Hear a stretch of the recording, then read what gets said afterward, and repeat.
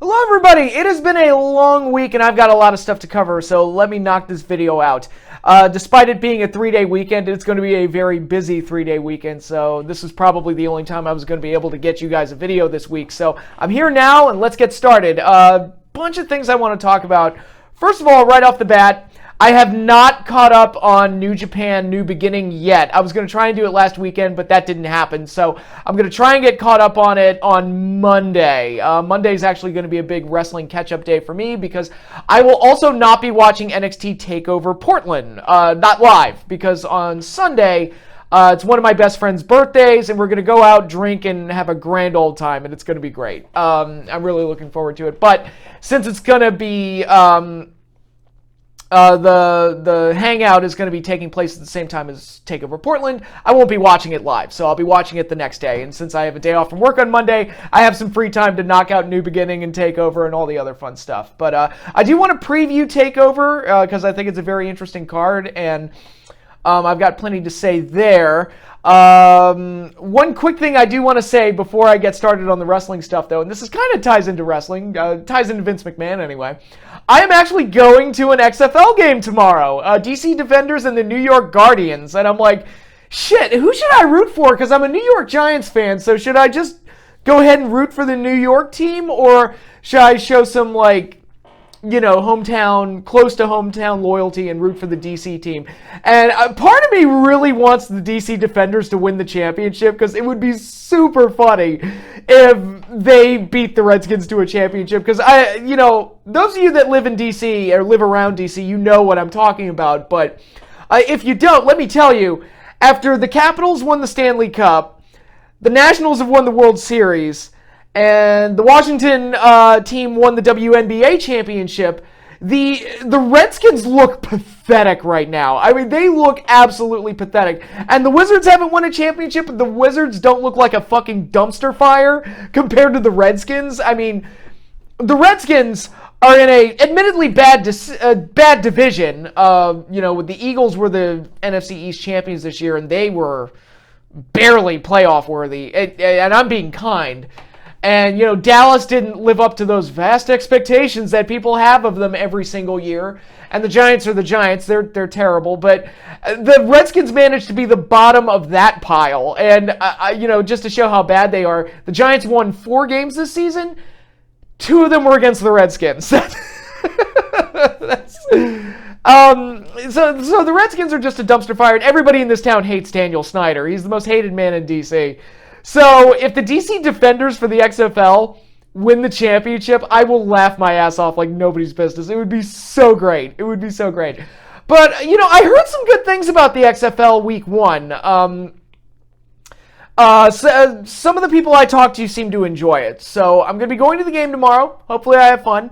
And, you know, I'm always open to some more football. I was really disappointed when that arena, or what was it called, I've already forgotten what it was called, but that post-NFL league that they tried last season just didn't take off at all. It actually got canceled before the season could finish. They were doing some stuff that I enjoyed. So if the XFL is able to, like, carve a small audience for itself and be like a football league while the NFL is in its off-season, I guess I'm okay with that. If they can find a way to survive, that would be great. But I'll know more when I see the game tomorrow. Maybe I'll start watching games on the weekends because I hear they do some really funny shit with the broadcast. Like, they interview people after they fumble, which is like, that is so cruel, but is fucking hysterical, and I want to watch that. It's like, do you know how much I would kill to have that in the NFL? Do you know how much... And this is absolutely perverse and mean of me to say this, but do you know how much I would have enjoyed, the sick, twisted part of my brain would have enjoyed listening to Kyle Williams explain himself after basically muffing the 49ers' chance away against the Giants in the NFC Championship game back at Super Bowl 46? Like, I would have lost my goddamn mind, because that's...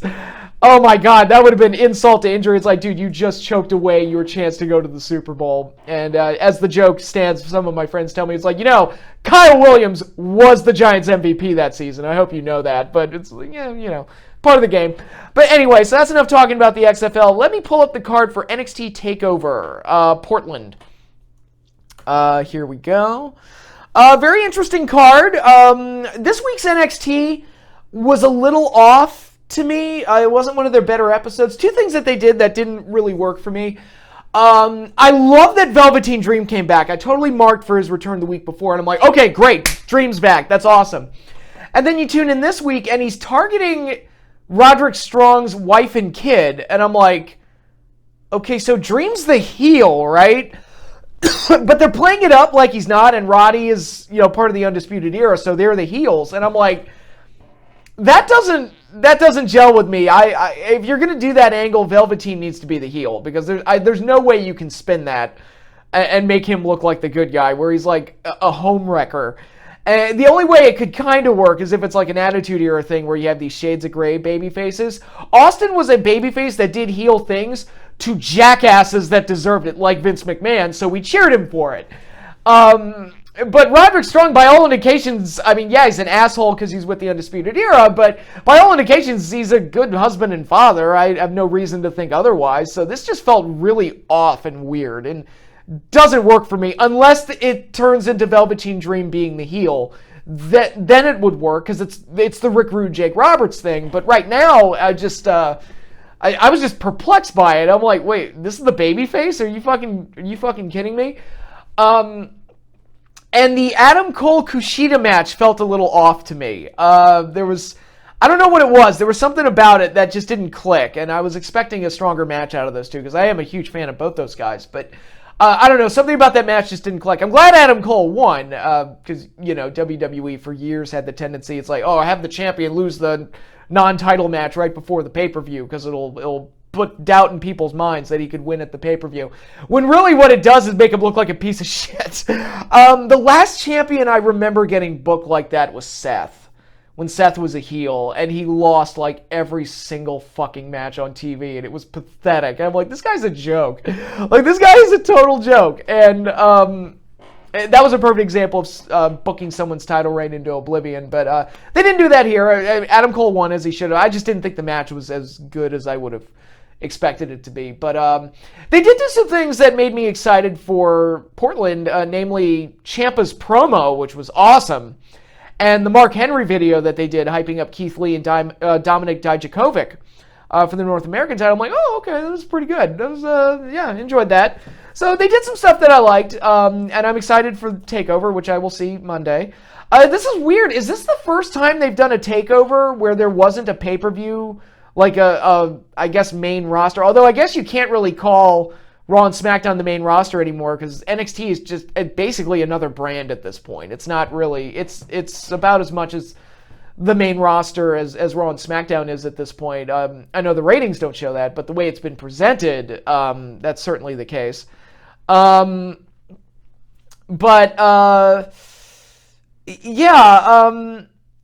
think this is the first time they've done a TakeOver where there wasn't a WWE pay-per-view the next day. I could be wrong on that, but I'm pretty sure it's the first one that they've done on a Sunday instead of a Saturday, which granted, it's a holiday weekend, so I have the day off from work anyway, but I kind of liked having the TakeOvers on Saturdays. They were, you could spend more time to enjoy them. I don't have to get up early the next morning, Meanwhile, Wrestlemania goes until fucking midnight. It's like, dude, wrap this the fuck up. I got work in the morning.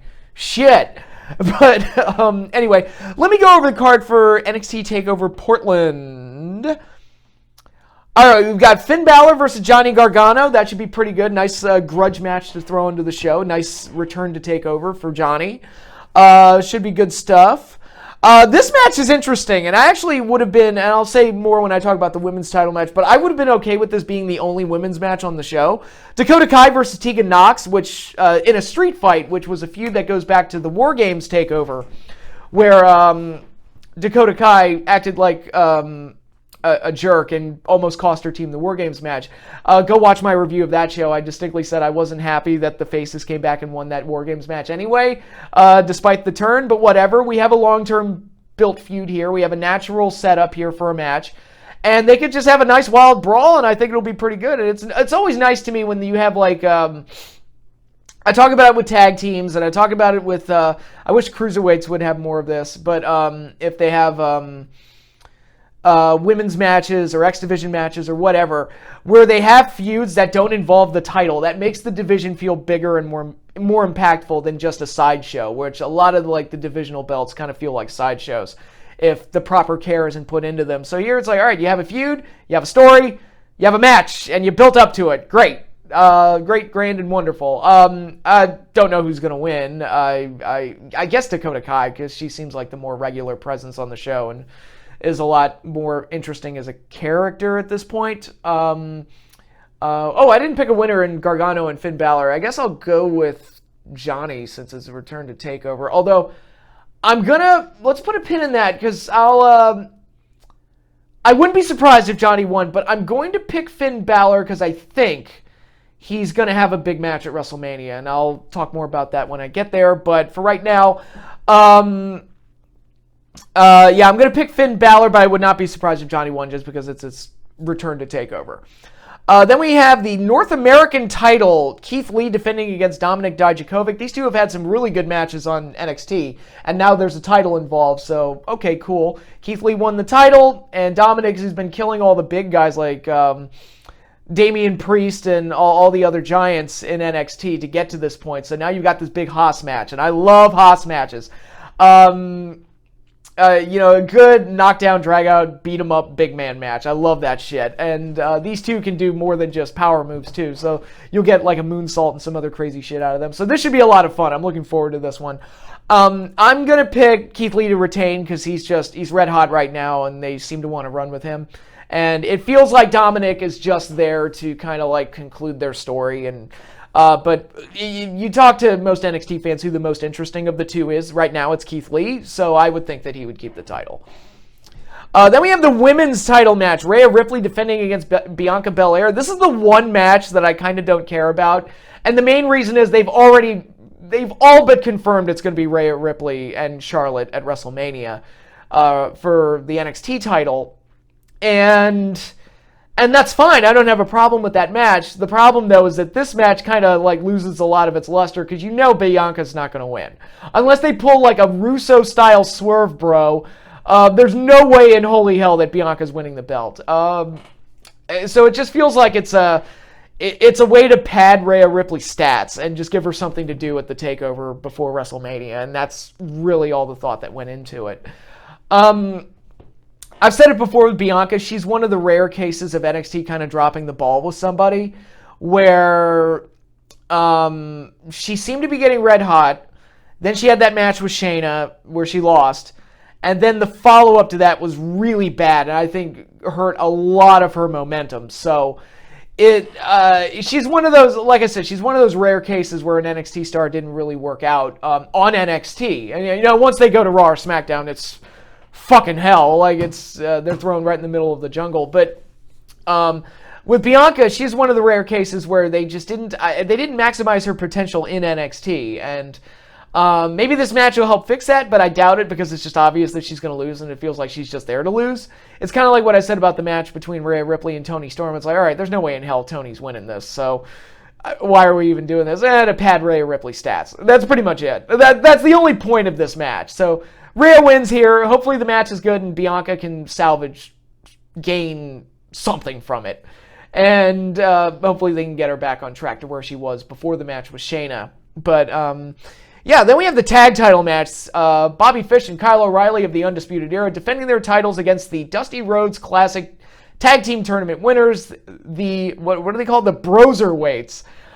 They did some funny skits on NXT this week with these two, funny vignettes showing them getting to Portland. I like that they're kind of emphasizing the odd couple aspect of these two personalities, because Pete Dunne and Matt Riddle, personality-wise, they couldn't be any more different from each other, so it's fun to play with that a little bit.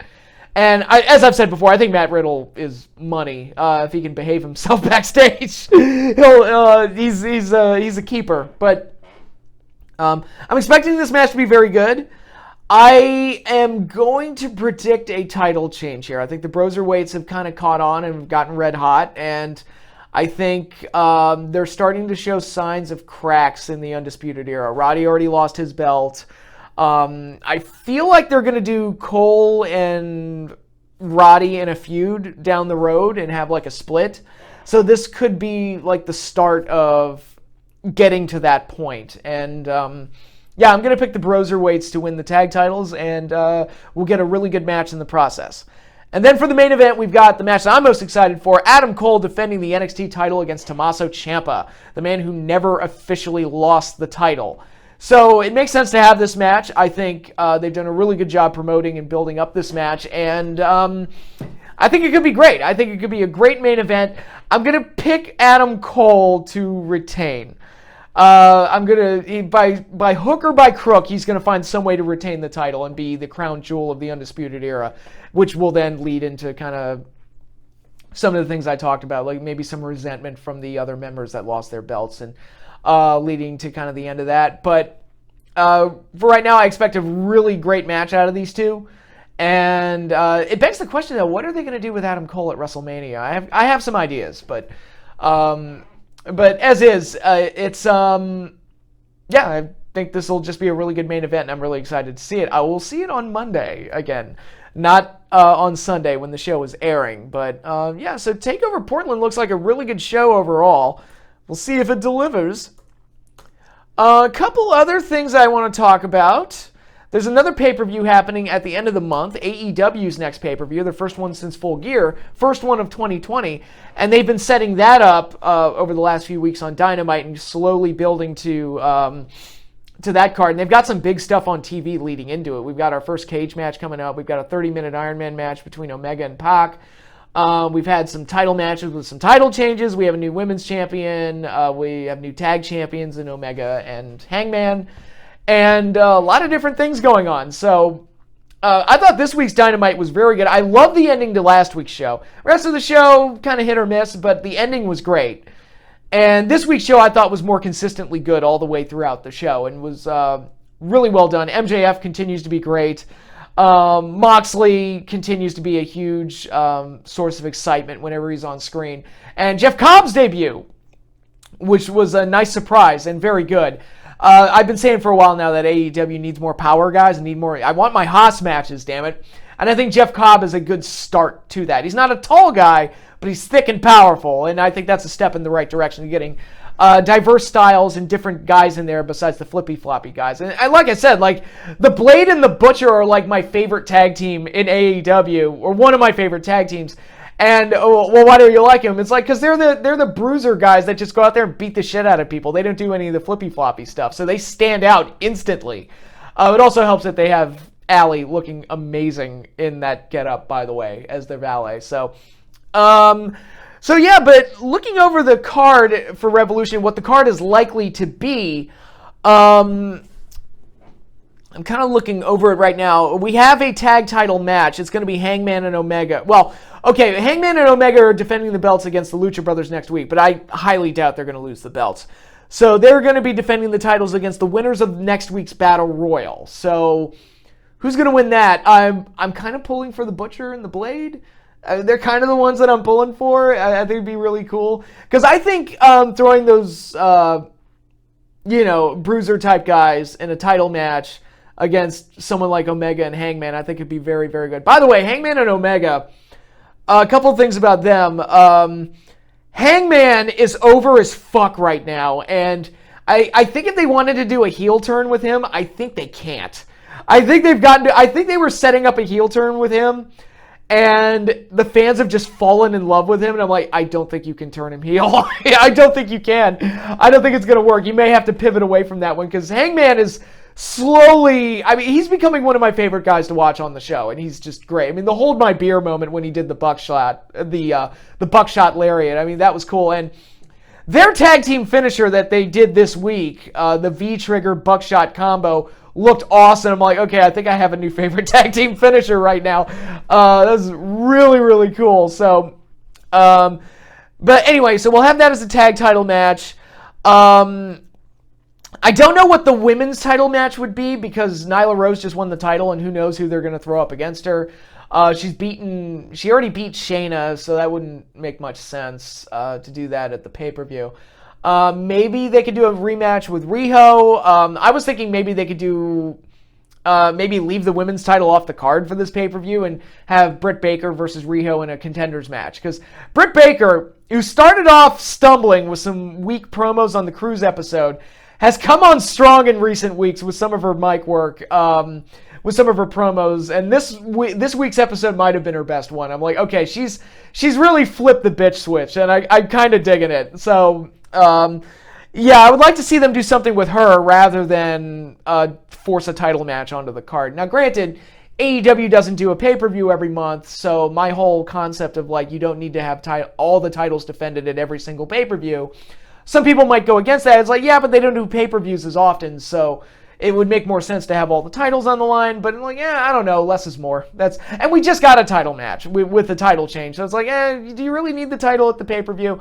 I would rather just do Britt Baker versus Riho, with Britt Baker getting the win and moving up the rankings. Or, I don't know. Maybe they could do, if they're going to do a title match, maybe they could do Nyla versus Kris Statlander. I don't know. But then other than that, one match... Okay, we've got two like undercard matches with the Inner Circle that are all but confirmed. I'm pretty sure they're confirmed. Darby Allin versus Sammy Guevara, which I really want to see that because A, I love Darby, and B, I love Sammy. And I think that could be a nice, like, open up with those guys and let them tear it up. I think that could be a really good one. And the match that I'm super excited for, Dustin Rhodes versus Jake Hager. Two tall as fuck, big hoss guys. I want to see that, and it's... Jack Swagger, Jake Hager, whatever name you want to call him, it's his in-ring debut for AEW, so it'll be interesting to see what he does and see how motivated he is, because at times, towards the end of his run in WWE and in some other appearances I've seen him in, he did not look motivated at all whatsoever. Lucha Underground, he did some solid stuff there, but he's actually the final Lucha Underground champion.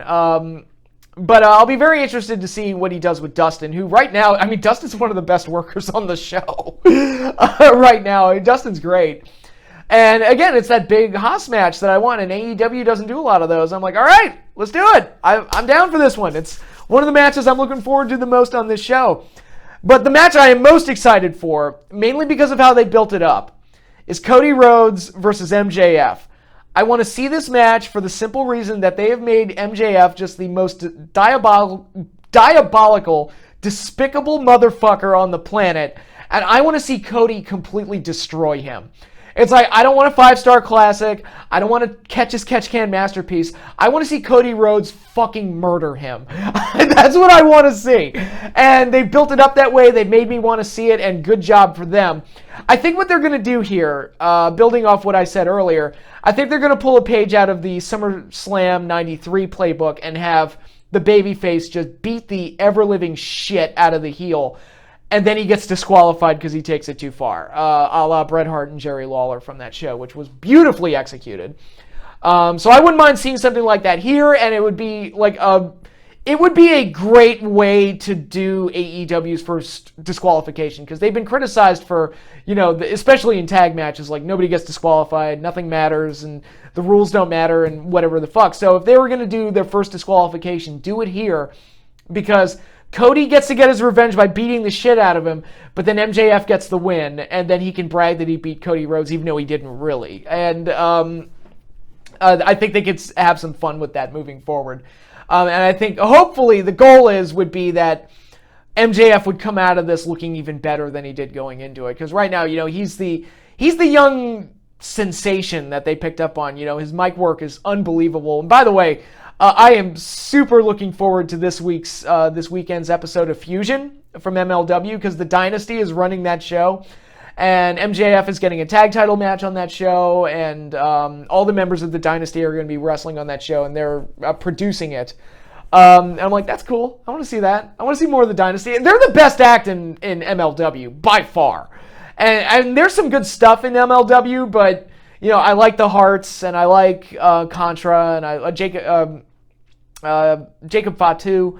I like Injustice a little bit. Low key, they've done some solid stuff with him, but right now it's like, dude, the Dynasty is by far the best act. They're just great. Everything they say and everything they do gets a laugh out of me. I think they're fucking great. So I'm looking forward to that episode, speaking of my love for MJF. But hopefully he goes into this match with Cody, or he comes out of this match with Cody even better than he did before. And if they go with my idea and give him the DQ win, I think that would actually be really good for him, and give him even more heat going down the road. So here's hoping that this goes well, because this is the thing I'm most excited to see, and it's entirely storyline based. It's like, look, I don't want a 5-star classic out of this. I just want to see that little motherfucker get his ass kicked. That's all I want. So that should be a lot of fun. And now we've got the main event, Jericho versus Moxley. They had some matches in the WWE a few years back that were okay, but not great. But I think Moxley is a little bit more motivated here. Moxley's been outstanding. I mean, of the kind of single stars, he's the one that looks the most like a star. Like, he just, the way, he's got like an Austin, like, maybe not Austin like, because Austin was like in another stratosphere, but kind of cut from that same cloth of like the kind of excitement that he brings to the show, where he's like, he's an unpredictable like animal and you don't know what he's going to do. So I'm really looking forward to seeing what they do with that match. I think there's a probability of a title change. I think Moxley could very well beat Jericho for the belt. I think Moxley is one of the hottest guys they have, so it wouldn't surprise me if they put the belt on him. We'll see. I could see Jericho just as easily retaining, because he's doing really well as the heel champ, and they want to milk that for all it's worth. But once he beats Moxley, you know, who else does he face? Because he's already had Cody. Maybe Omega, but Omega's in a tag team right now with Hangman, and I don't know. Like, I guess they've got some options, but it seems like once he beats Moxley, it's like, who's he gonna beat? You know, after that. But I wouldn't be surprised if Moxley won the belt here. But either way, I'm really excited for that pay-per-view. I'm really looking forward to seeing what they bring. So, with all of that said, I want to talk a little bit about something else that is taking shape, and that is Wrestlemania, the big show. And we have a lot of matches that seem to be coming up, and a lot of matches that seem very likely, some that are all but confirmed. And we also have the Hall of Fame coming up, and I do want to talk about the Hall of Fame because a couple names came out for people who are likely to be inducted into the Hall of Fame this year. We already have the NWO pretty much set in stone, which I will mark out for that, because the NWO might be my favorite faction of all time. I actually just watched, I've been watching old Nitros, and this week I watched the episode where Scott Hall showed up in the crowd, and it's like the personality of the show just changed instantly once he showed up. It's really remarkable, because they're still doing the Dungeon of Doom at this point, but he shows up and it almost feels like a completely different show right off the bat. So the NWO, I am totally looking forward to seeing them go in. I would like for Eric Bischoff to be included with them, because I think he meant just as much to the group as more to the group than most of its members. I think the key members: Hogan, Hall, Nash, obviously. I don't mind Syxx being there. I would throw Big Show in there, because it's like, oh, the Giant, come on, he was Hogan's pal. Well, he was the Muscle for a while. I would consider throwing the Giant in there. And I would throw Bischoff in there. I thought he was the iconic kind of voice of the NWO. Literally, his voiceovers were in the theme song. But it would be nice. It doesn't sound like they're going to. I'm like, all right, whatever. And Batista's going in, which I have no problem with at all whatsoever. Big star. And Batista is not a guy I would consider to be an all-time favorite of mine personally, but he is a guy that I enjoyed when he was around. And for me, the biggest contribution that Batista gave me is that he was the champion on SmackDown while Cena was on Raw. I couldn't stand Cena. Like, I was like, I can't stand this. I don't like this act. Batista on SmackDown, big as fuck motherfucker that smashes people. And I'm like, you know what? I can get behind that guy. Looks like $1 million, big as fuck, and was just the bad dude in the room that beat people up. I'm like, you know what? Batista, I'll stick over with Batista. That's more my speed, more the type of guy that I get behind. And Batista, for a while, he was like, okay, I'm sick of Cena, but I like that guy, so at least I'll just stay over in the Batista camp. And that worked well for him for a while. I think injuries kind of cut him short in a few places, and not all of his runs went well, but he definitely had his hits. His WrestleMania match with Undertaker, I loved. His stuff with Triple H was good. I liked the bull rope match he had with JBL. I thought that was a good match. His stuff with Eddie was good. It's a shame that it didn't really get concluded because of Eddie's untimely passing. His SummerSlam match with Cena, I thought was really good. I thought that was their best match. I mean, once they go into the WrestleMania match and all the rematches they had, then it turned into typical Cena bullshit. But I thought their SummerSlam match in '08 was really good. So yeah, Batista definitely had his moments, for sure. And I have no problem with him going into the Hall of Fame. So that's a cool one. It's like, all right, Batista, that's pretty good. And this week it was announced that Jushin Thunder Liger is likely to be going into the Hall of Fame, which is like, okay, if we're going to treat this like a pro wrestling Hall of Fame and not a WWE Hall of Fame, because as far as I know, Liger's only had the one match in WWE, and that was the TakeOver match with Tyler Breeze. Other than that, like, he never worked in the WWE. But you want to talk about somebody that meant something to pro wrestling, Jushin Thunder Liger, dude. Yeah, I mean, any, like, cruiserweight, X Division style, junior heavyweight style type guy, yeah, you drew inspiration from Jushin Thunder Liger, whether you knew it or not. He was that monumental and that important to that style of wrestling. And one of the, for me personally, he's one of the biggest, one of my personal favorite Japanese wrestling superstars. And I got emotional during his retirement match. I got emotional that whole weekend saying goodbye to him. So it's like, oh, we get to extend saying goodbye to him because he'll be there at the Hall of Fame and he gets inducted there. And I'm like, you know what? Liger deserves it. Yeah, he deserves it. Absolutely. I'm sure some jaded people will accuse WWE of like piggybacking off of what New Japan did and giving him that big farewell, and they're just kind of piggybacking off of like the kind of positive buzz that they got from that. It's like, look, I'm all for honoring Liger, and that's all I care about at this point. Because really the Hall of Fame is, and I've said it before and I'll say it again, the only criteria for getting in, it's people that Vince likes and people that Vince thinks he can make money off of and get people to like tune in to see. And I think there are those wrestling diehards that will tune in to see Liger go in, and Batista's obviously got big crossover appeal, so people will tune in to see him. And, the NWO are like one of the most important, iconic entities in pro wrestling history, so people will tune in to see that. And that's really all the thought that goes into the Hall of Fame. And really all it is for me is like, if there's guys I really like that are going in, it gives me a chance to kind of mark out for them, and they give a nice speech. And I get to clap and sit there and, on my couch and go, oh, good for them. And they get to tell a nice story. Sometimes it gets emotional. Sometimes it gets super funny. And I just get to enjoy spending time with somebody that I really like. And that's the appeal of the Hall of Fame for me. I never got, especially in recent years, I never got to, like, wrapped up in, oh, this person doesn't deserve to go in and this person doesn't deserve to go in, because it's like, dude, Coco Beware and Hillbilly Jim are in there. Like, there's no standard. There's no standard. It's just how it is. But I just mark out for the ones that I like, and then that's it.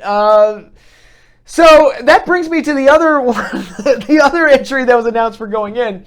The Bella Twins are almost a lock to make it into the Hall of Fame this year, to which I say, now, if I were the one determining the criteria for a Hall of Fame, would they make the cut by my standard? No. Because, okay, look at this.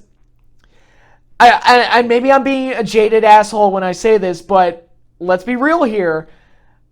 If they weren't dating Daniel Bryan and John Cena, especially at a time when Cena was unquestionably the number one guy and Daniel Bryan was becoming one of the number one guys and eventually become one of the number one stars in the company, would you even care about the Bellas at all?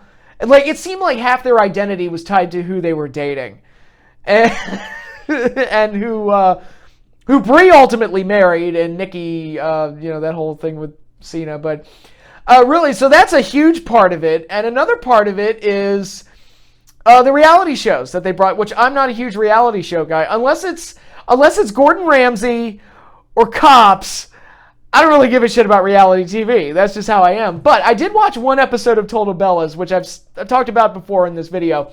And the most fascinating look at John Cena as a person I have ever seen, because I'm not convinced he's a human. If that's how he's really like, I'm like, are you a robot? Are you real? Oh my God, are you like a person? Which is why when Miz made fun of him leading into that WrestleMania match, I just died laughing, because it was like, yep, that's pretty on the point there, Miz.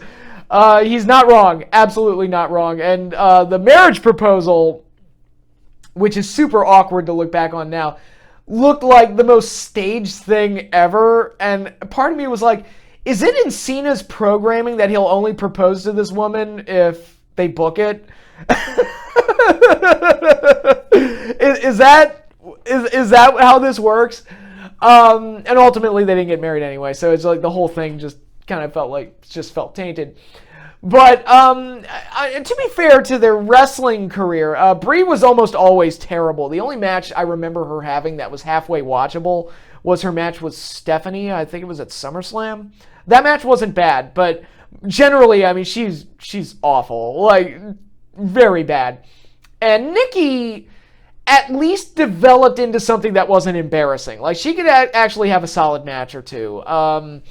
But Brie was just almost always terrible. And I remember when they first showed up and they were just the shit. I mean, they were the embodiment of like that whole Divas era where it's like it's all about the looks and nobody cares about women's wrestling at all. They were like the embodiment of that. Working with, they were at the point where they were working, it was Kelly, I believe Eve Torres, and the Bellas, like every single week working against each other for what felt like an eternity. And yet Serena Deeb, Natalya, and I think maybe even Beth Phoenix at this point were all valets. And I'm like, guys, you really should think about flipping this. I mean, I think you kind of crossed wires on who the actual in-ring talents are here. But Nikki, like I said, she eventually got to a point where she was watchable. Would I consider her a Hall of Fame level talent? No, but all of that said, and I could sit here and raise a shitstorm about how the Bellas shouldn't go in.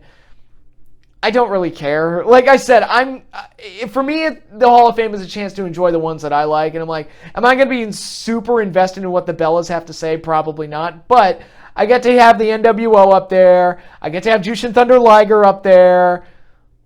I'm okay. That's fine. That's all I need. I'm good. You know, Batista, I'm sure Batista will be great. I mean, Batista's charming as fuck. I've seen his movies. So yeah, the Hall of Fame will be a good time. And again, I guess some people want to fight that there should be a standard for the Hall of Fame, but for me right now there is no standard, so it is what it is, and it's going to keep being like this for the foreseeable future anyway. So I'm just kind of going to go along with the ride on that. So enough talking about the Hall of Fame. Let's talk about WrestleMania, the card itself, which, like I said, seems to be taking shape. Not everything, but I have absolutely no idea what they're going to do with the Raw tag titles, SmackDown tag titles, or the women's tag titles, nor do I really care, to be honest. IC title, I have no clue. US title, I have no clue. They'll probably all be in the Andre the Giant and the Women's Battle Royal, to be perfectly honest, because, whatever. But other things like Triple H, who is he going to work with at WrestleMania? Because he's going to have a match, because he's fucking Triple H. He's going to have a match. And I was thinking maybe they could do him versus Finn Balor or him versus Adam Cole. Like the NXT guy kind of takes control of the brand from Triple H, who basically is taking credit for NXT's ascension as a major brand on the WWE, while guys like Balor and Adam Cole might be thinking no, fuck you. We're the ones breaking our backs. We're the ones. And Cole is I'm the fucking champ. I'm the one that makes NXT great. Fuck you. And they could probably do something there where Triple H puts over one of the NXT guys. I was also thinking maybe they could do Triple H versus AJ Styles, although if... I think Triple H would definitely put over one of the NXT guys. So I'm not too... Especially Cole. I think he would put over Cole in a heartbeat. Because Cole's his pet project. So I wouldn't worry about that. However, if they put him up against AJ Styles and he beat AJ Styles, that would make me physically ill. Because AJ's a guy that I've loved and respected for over a decade and a half. And it's do I have to watch that motherfucker beat AJ Styles at WrestleMania? Because I already watched him beat Sting. Don't do that to me. But I think all of those match options are interesting. If they decide to do it, it's just a matter of what the setup is or what the plan is, because Triple H is going to have a match. He will not sit out WrestleMania. I feel it in my bones that Triple H is going to have another match. So We'll see how that goes. But then there's talks of John Cena making a return, which would be interesting because he's missed the last couple. The last Mania match he had was the one with Taker, which barely qualifies as a match. It was, but who would John Cena work with? I've heard people throw around Samoa Joe, which I would be in favor of given that those two have a history together, except I think they've kind of dropped the ball with Joe so big time that it wouldn't have the impact that it should. I don't know. Maybe they could do Cena and Adam Cole. Maybe that's something they could do. I don't know. If Cena is going to return at WrestleMania, hopefully, I hope to God they don't put him up against The Fiend and have him go over. That would be the worst. That would be the absolute worst. They're going into some other matches that, one match that I'm actually really interested in seeing, Rated RKO explodes. Randy Orton versus Edge is all but confirmed at this point. I think that could be, they did a great job setting it up with that angle with Edge's return and then the attack by Orton the next night after the Royal Rumble. And I think that this could be Randy Orton's oh my God, he could actually have a good WrestleMania match this year. Because typically, Randy is either in a big match that bombs or he's in an undercard match that nobody cares about. There's no in between. It's always I think I'm trying to think, what was the last good WrestleMania match that Randy Orton had? I think it was the match with Seth at 31. And most of the time, it's just Orton, he was in the four-corner U.S. title match one year, and he was sleepwalking through it. He had that WWE title match with Bray, and it was a disaster, a fiasco. So this would be Orton's chance for an actual good WrestleMania match. A nice return for Edge. So I think that match could be good, and I'm interested in seeing that one. Then we have the women's title matches. I've heard Bayley and Sasha thrown around for the SmackDown title, although has Sasha been off TV because she wasn't at the Rumble? And I'm is she gone again or something? I don't know what's happening there. I wouldn't know what else to do with Bayley other than that. You've got Charlotte versus Rhea Ripley, which is all but confirmed. I think that could be a really good match. And you have Becky versus Shayna Baszler for the Raw Women's title, which that could also be pretty good. And I didn't actually see the segment, but Shayna Baszler the Vampire is making the rounds on the internet. I think it's a really funny meme, but striking image because you don't expect to see blood in WWE these days. But it's so that's a nice little trio of solid women's matches. Hopefully they're good. I'd be interested in seeing those. And then you have this potential main event match that there are rumblings once again. There are rumblings that Sting versus The Undertaker will happen at this year's WrestleMania. There's talks that Sting has been medically cleared. There's talks that, Sting had mentioned the only match he would consider doing now is a match with Taker, and if he's been medically cleared to work, match with Taker seems all but set. Let me paint the picture here. In the 90s, Sting was my WCW guy. In the 90s, Undertaker was my WWF guy. Even when Austin became the big superstar, Undertaker was still my guy. Until the Ministry of Darkness, because I wasn't really feeling that as much as past versions of Undertaker, but it's but anyway, I have a lot of respect for both those guys. I know I've been hard on Undertaker in recent years because I've just been begging for him to retire because I've seen what his matches look like. I mean, my God, man. And the idea of throwing those two together now in 2020, when I would have much preferred to see that match in 2003, 2007, 2008, 2009, somewhere in that range, to do it now, I'm okay. I mean, if this is actually going to happen, the only ways I could see this working are they gimmick the holy fuck out of this thing. And what I mean by that is just do all the theatrics. Just have Undertaker and Sting shoot lightning at each other and teleport all over the arena. Whatever wacky shit they can come up with to make it theatrical. That might be a way. Just Lucha Underground the fuck out of that match. That might be a way to get around it. And honestly to God, again, with Undertaker, there's a tendency for his matches to go long and dude, if this match is longer than 15 minutes, and even 15 would be pushing it. I would be considering, like, I don't know, 12. Like, bell to bell time. Just keep it not short, but respectably short. Don't let it go too long, because I've seen what happens when Undertaker tries to go 20 and 30, and it doesn't go well. And yeah, and who knows what kind of shape Sting is in, because he looked good in his last run in the WWE, but that was a few years ago. So that was a few years ago, and he got hurt, so who knows what we're getting. Again, assuming that this match even happens, I'm just responding to online speculation. So this match may not even happen. I would prefer it if it didn't. At this point, I would just prefer let the dream match stay a dream and let the imagination stay pure. Because part of me is like, oh God, what if they go out there and just stink up the joint? I don't want that. I don't want that at all. And some of Undertaker's recent go-arounds with older stars, like the tag match he did with Roman Reigns was pretty good because the young guys got to pretty much carry the match. His matches with like DX and Triple H and Goldberg didn't go so well. And it's like, you may want to walk away. Just walk away and let that be it. But if they do Sting and Undertaker at WrestleMania this year, like it's being speculated online, it'll be interesting. I think a lot of people will be excited to see it. Will it deliver?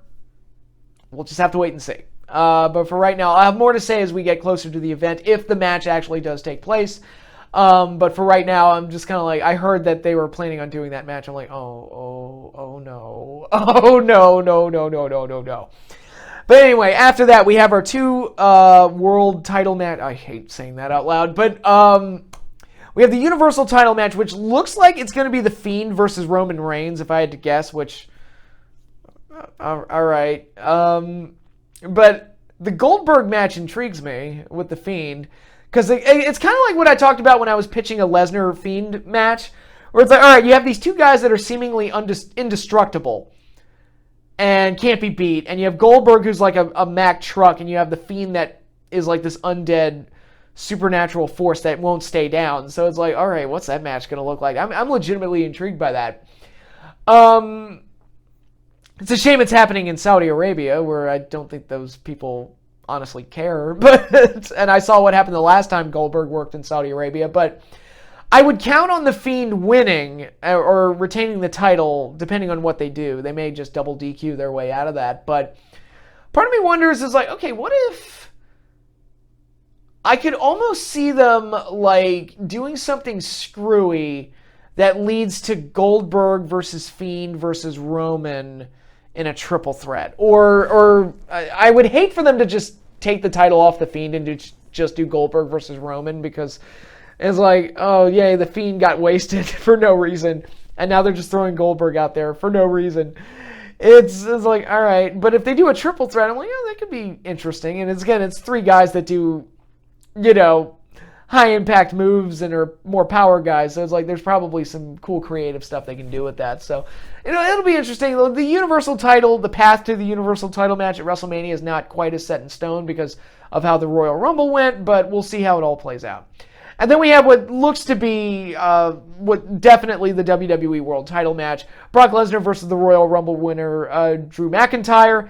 This will be very interesting, and this will be Drew's big shot to see how he measures up against a big star. It feels like WWE is legitimately like trying something new, taking a risk on somebody. I'm like, okay, this is interesting. I'm in.